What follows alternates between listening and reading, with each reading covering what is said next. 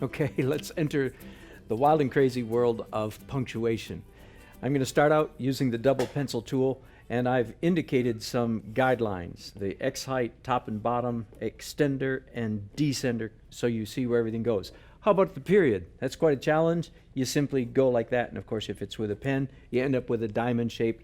A comma, on the other hand, is the period extended with a little curve, so you end up with a shape like that. I'll show these again with the pen so that you'll see it blacked in.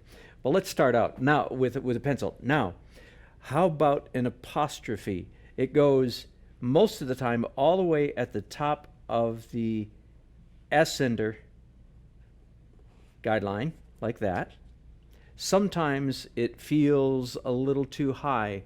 If it's next to a letter T, which you remember a T is a very low letter, if it's an apostrophe and the T is down here, that might feel just too high. So you make the adjustment. Your eye will tell you when that doesn't feel right. In that case, you could put the apostrophe down here. Does it make sense?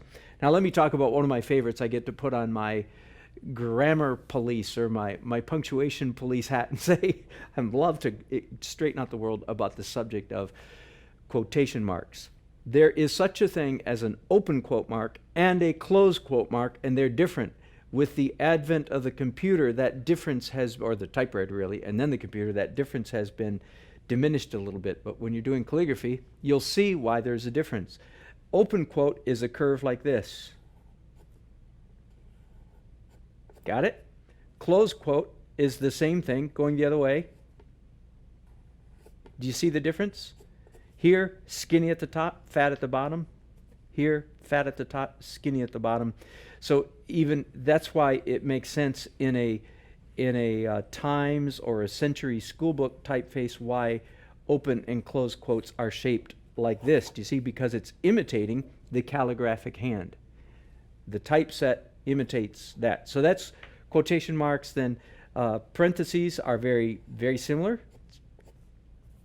One is skinny at the top, fat at the bottom, and the other is the very opposite. Fat at the top, skinny at the bottom. Isn't that fun? Now let's get into something just a little bit more interesting. That is the question mark.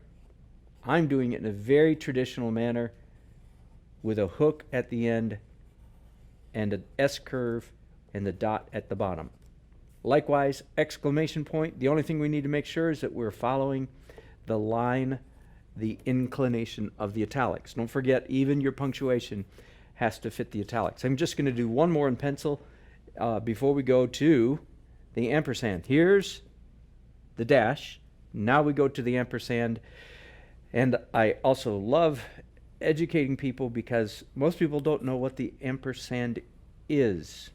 And I know all of you do, but for those friends of yours who don't, it is actually two letters, an E and a T, for the Latin word et, which means and, from which we get et cetera.